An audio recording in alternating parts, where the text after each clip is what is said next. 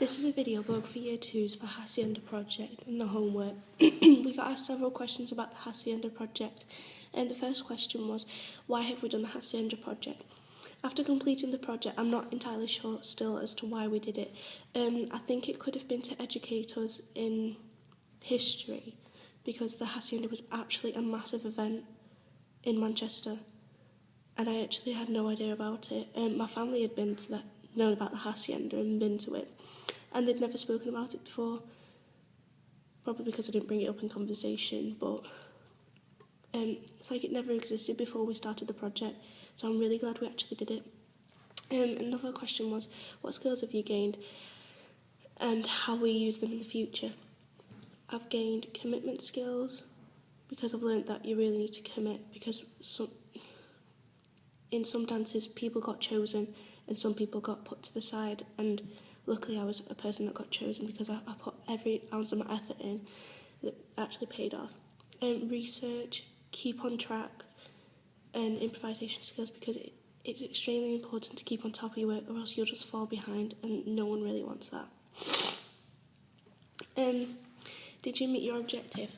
Our objective was for the piece was to create an interactive and immersive piece of theatre, which we successfully completed, as you will see in my work.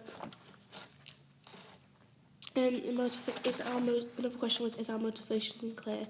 Our motivation was to show people club culture, which I think is extremely clear, because as you can see in our piece, you being educated by club culture and what it represents. And are the audience aware of the theses? Theses is exciting but dangerous, which is because we show the exciting sides of club culture and the dangerous sides of club culture, like the highs and the lows. And then, what have you learned facts? I've learnt about Bez, the Hacienda, drugs that went on in the Hacienda, Ian Curtis, the dances, the bands that played there, Happy Mondays. I've learnt so much about the Hacienda, why it's called what it's called, and like the FAC 201 code. And then I found out they had like matchboxes with the code printed on and lighters, and I just found it all really interesting. And do you know how to create a performance from a stimulus? Why? I do, because a stimulus is a starting point, a ball point of your project. So a stimulus can be like a door. So you can just create a piece about a door, like a door keeping one person from the other in an argument or something like that. So it's a starting point. It's what the piece is based around. And the last question was, if you did this project again, how would you do it differently? I'd keep on track with my work, because I let myself get distracted. I'd put even more effort in,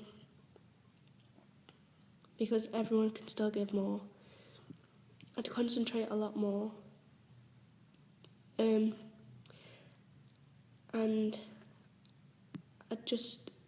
I'd be completely more focused, because I have been focused throughout the process, but I believe I could have done more still. So yeah.